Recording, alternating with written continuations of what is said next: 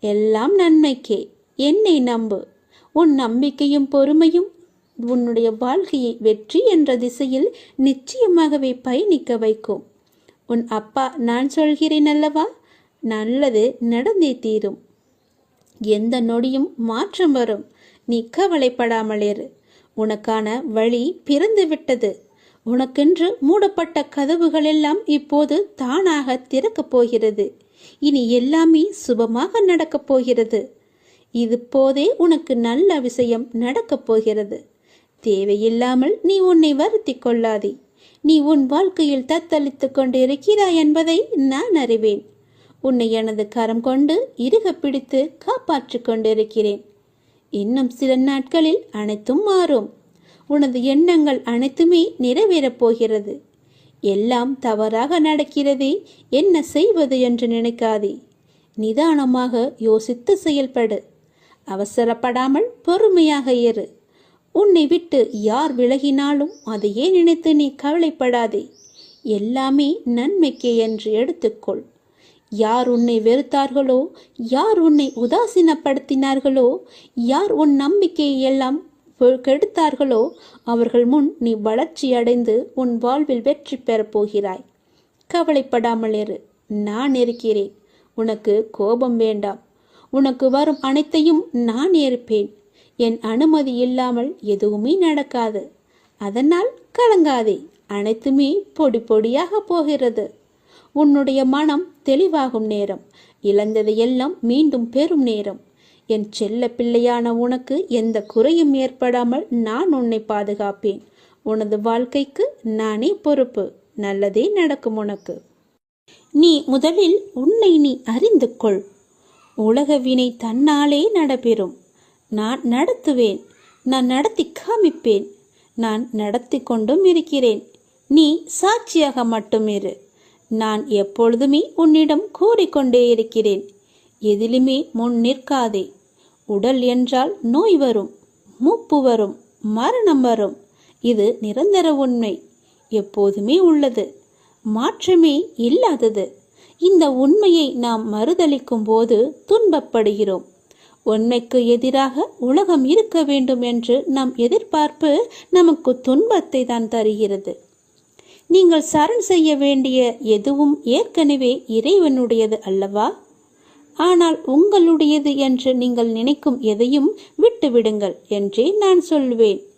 எதையாவது நீங்கள் இறுக பற்றி கொண்டிருந்தால் கொஞ்சம் தளர்வாக்குங்கள். தளர்வதே சரணாகதி. வேறு எதுவுமே இல்லை. உங்கள் மனதை ஏதாவது உறுத்தி கொண்டிருந்தால் அந்த கவலையை சரண் செய்வதே சரணாகதி அடைவது. இது ஆகுதி போலத்தான். ஆகுதி என்பது என்ன?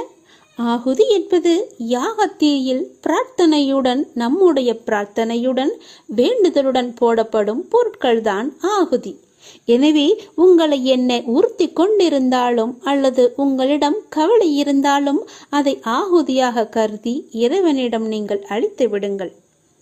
எதை உங்களால் சமாளிக்க முடியவில்லையோ, எது உங்களுக்கு பாரமாக இருக்கிறதோ, எதை சுமப்பதால் நீங்கள் சோர்வடைந்து இருக்கிறீர்களோ அதை அப்படியே போட்டுவிட்டு சென்றால் போதும். அந்த யாகத்தீயில் போட்டு விடுங்கள். சரணாகதி என்பதன் பொருள் இதுதான். இல்லை என்றால் சரணாகதிக்கு என்ன இருக்கிறது? உங்கள் உடம்பு என்பது இறைவனுடையது. உங்கள் மனம் கூட இறைவனுடையதுதான். எல்லாமே இறைவனுடையது. ஆனால் இது உங்களுடையது என்று நீங்கள் நினைக்கிறீர்கள். எனவே எல்லாமே போகட்டும். இறுக்கம் தளர்ந்து புன்னகை செய்தால் போதும். எல்லாமே சாதாரணமாகிவிடும். எங்களுடைய கவலைகள் எல்லாமே இந்த யாக குண்டத்தில் போட்டு எரிப்பது போல எரித்து விடுங்கள். எல்லாவற்றையுமே கடவுள் பார்த்து கொள்வார் என்ற நம்பிக்கையோடு இருங்கள். விதியை வெல்லவும் அதன் பிடியிலிருந்து விலகி நிற்கவும் இரு வழிகளே உண்டு. ஆன்மா விதியால் கட்டுப்படுவதில்லை என அறிதல் ஒரு வழி. இறைவனிடம் முழுமையாக சரணாகதி அடைந்து நிற்பதுதான் மற்றொரு வழி. நீங்கள் எந்த வழியில் போகப் போகிறீர்கள் என்று நீங்களே முடிவு செய்து கொள்ளுங்கள். நான் சொல்வதை சொல்லிவிட்டேன். பிறகு உங்களுடைய முடிவுதான். நான் சொல்ல போவதை கவனமாக கேள்.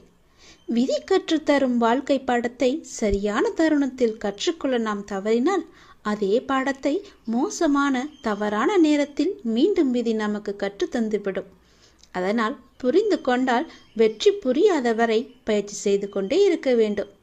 நாம் வாழும் இந்த உலகில் துன்பமும் துயரமும் எல்லோருக்குமே பொதுவானதுதான். அதை கையாளும் விதம்தான் வேறு வேறு ஆளுக்கு மாறுபடும். சிலர் முறையாக கையாள தெரியாமல் சோர்ந்து தடுமாறி முயலாமல் முடங்கி போய்விடுவார்கள். சிலர் நேரான வழியில் விடாமுயற்சி செய்து நினைத்ததை சாதித்து விடுவார்கள். ஆழ்கடல் அனைவருக்கும் ஒன்றுதான். மூச்சடக்கி மூழ்கினால் முத்துக்கள் கிடைக்கும். வலிமையுடன் வளைந்து வலை வீசினால் மீன்கள் கிடைக்கும். இரண்டையும் செய்ய முன்வராமல் கரையை மட்டும் தொட்டால் கால்கள் மட்டுமே நனைந்து ஈரமாகும். நம்பிக்கை என்பது உங்கள் கையில் இருக்கும் வரை வெற்றி என்பது உங்கள் கை கூடும் தூரத்தில் தான் இருக்கின்றது. எளிதாகவே தொட்டுவிடலாம். உங்களை நிராகரித்த இடத்தில் நிராகரிக்கவே முடியாத அளவிற்கு வளர்வதுதான் உண்மையான வளர்ச்சியின் வெற்றியாகும். சோதனைகளால் மனதை பலப்படுத்த முடியும். தோல்விகளால் முயற்சியை மேம்படுத்த முடியும். வெற்றிகளால் அடக்கத்தை கற்றுக்கொள்ள முடியும். வெற்றியை விட பல சந்தர்ப்பங்களில் முயற்சிகள் மிகவுமே அழகானவை. முடிவே இல்லாத ஒரு வார்த்தை முயற்சி மட்டுமே. கோடி முறை பயிற்சி செய்தாலும் ஒரு முறை முயற்சி செய்தால்தான் பலனை நம்மால் அடைய முடியும். தேடாத போது கிடைப்பதும் தேடும் போது தொலைப்பதும் வாய்ப்புகளை மட்டுமல்ல, உங்களுடைய வாழ்க்கையையும் தான். நான் சொல்வது உங்களுக்கான வாழ்க்கைக்கான பாடம். இது நீ எடுத்துக்கொள்வதும் எடுத்துக்கொள்ளாமல் கைத்தட்டி விட்டு போவதும் உன்னுடைய மனதில்தான் இருக்கிறது. அதை நீ எடுத்துக்கொள்ளும் விதத்தில் தான் இருக்கிறது. நான் சொல்வதை ஒரு முறைக்கு இருமுறை கேட்டால் உன் வாழ்க்கை நல்லபடியாகவே அமையும். எந்த சிக்கல்களும் இல்லாமல் அதை நகர்த்தி கொண்டு செல்வதற்கான ஒரே வழிகளை தான் நான் இப்போது உனக்கு சொல்லிக் கொண்டிருக்கிறேன். தனியாக நீந்தி கரை சேர கற்றுக்கொண்டால் உங்கள் எதிர்காலத்தை நீங்கள் வளமானதாக மாற்றலாம். தொடர்ந்து செயல்பட்டு கொண்டே இருங்கள். வெற்றி கிடைக்கவில்லையே என்று ஓய்ந்து போய்விடாதீர்கள். ஓய்ந்து போய்விட்டால் உன்னால் எதுவுமே செய்ய முடியாது. முயற்சி செய்து கொண்டே இரு. கண்டிப்பாக வெற்றி கிடைத்தே தீரும். என்ன, கொஞ்சம் நாட்கள் தான் ஆகும். கவலைப்படாதே. கண்டிப்பாக அந்த வெற்றி உனக்காக மட்டுமே இருக்கிறது என்பதை நம்பி நம்பிக்கையோடு துணிச்சலாக இறங்கு. இதை நீ செயல்படுத்தினால் வாழ்க்கையில் முன்னேறலாம். இன்று உனக்கு 10 மடங்கு அதிர்ஷ்டம் உன்னை தேடி வரும்படி ஒரு நல்லதை நான் கொண்டு வந்திருக்கிறேன். தவற விட்டு விடாதே. பிறகு நீதான் வருத்தப்படுவாய். என் அன்பு குழந்தையே, உனக்குள் நேர்மறை எண்ணங்கள் குறைந்து எதிர்மறை எண்ணங்கள் நிறைந்துள்ளதால் நீ முடிவு எடுக்க மற்றும் செயல்பட அச்சப்பட்டு கொண்டிருக்கின்றாய். நான் உனக்கு துணையாக இருக்கும் என்று எப்படி தைரியமாக முன்பு முன்னேறுவாயோ இப்போதும் அது போன்று நீ முன்னேறி செல்ல முயற்சி செய். பற்றிலிருந்து வெளிவந்து பற்றற்று நீ செயல்படு. அப்போது எது உனக்கு நன்மையோ அதை உனக்கு நான் கிடைக்கச் செய்கின்றேன்.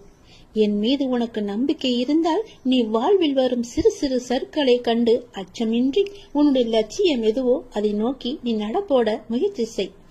நிச்சயம் நல்லது நடக்கும். என்னை எப்படியாவது இன்று வந்து தொட்டுவிடு. 10 மடங்கு அதிர்ஷ்டம் உன்னை தேடி வரப்போகிறது. தவற விட்டு விடாதே. பிறகு நீதான் வருத்தப்படுவாய். நான் சொல்வது புரிகிறதா?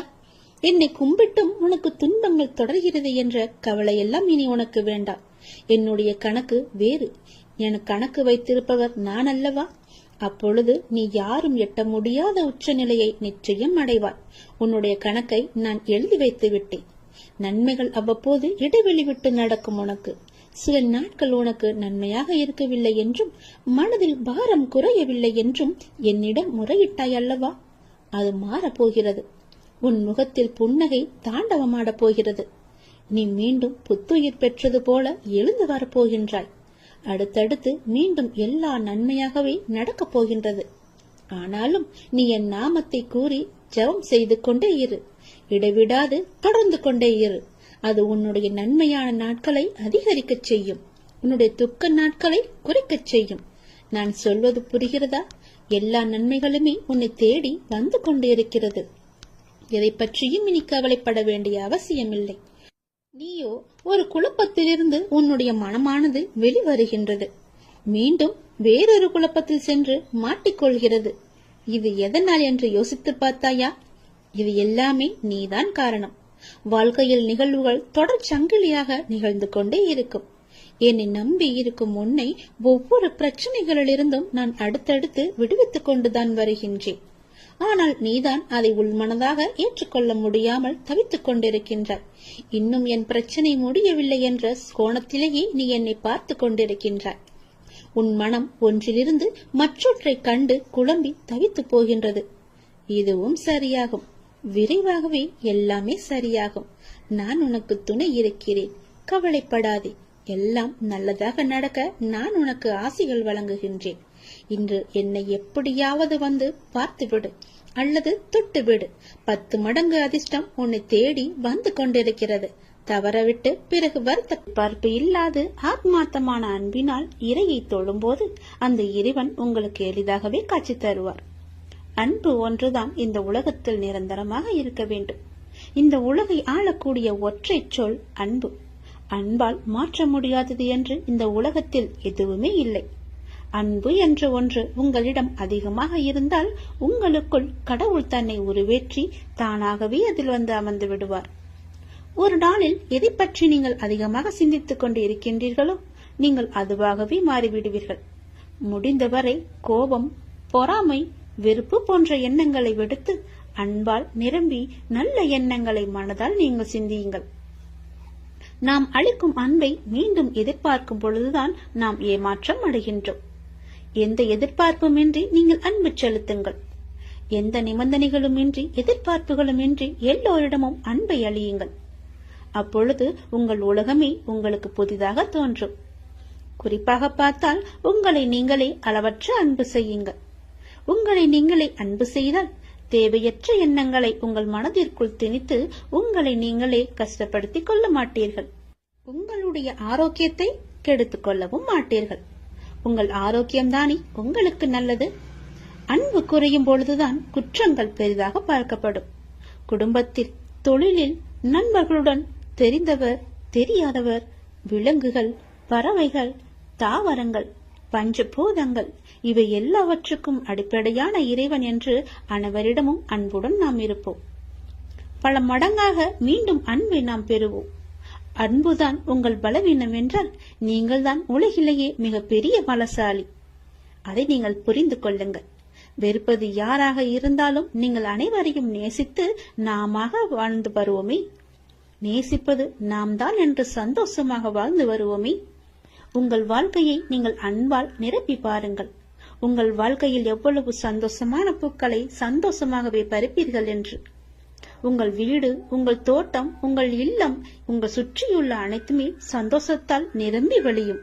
அதனால் யாரிடமும் அன்பு செலுத்த நாம் தவற வேண்டாம், மறக்கவும் வேண்டாம். உங்கள் மனதில் எதையோ நினைத்து கவலைப்பட்டு கொண்டிருக்கவும் வேண்டாம். எதை பற்றியும் நீங்கள் கவலையும் படாதீர்கள். என்னை நினைத்து உங்கள் வீட்டில் ஒரே ஒரு விளக்கு ஏற்று. உன்னுடைய மனநிலையை நான் மாற்றி காமிக்கின்றேன். உன் மனம் முழுவதும் நானே வந்து அமர்ந்து அந்த இடத்தில் அன்பை பொழிய வைக்கின்றேன். அன்பு பொழிந்து விட்டால் போதும், உன் இல்லமும் மனமும் சந்தோஷத்தில் பூத்து குலுங்கும். எனக்காக ஒரே ஒரு நாளாவது உன் வீட்டில் விளக்கு ஏற்றுவை.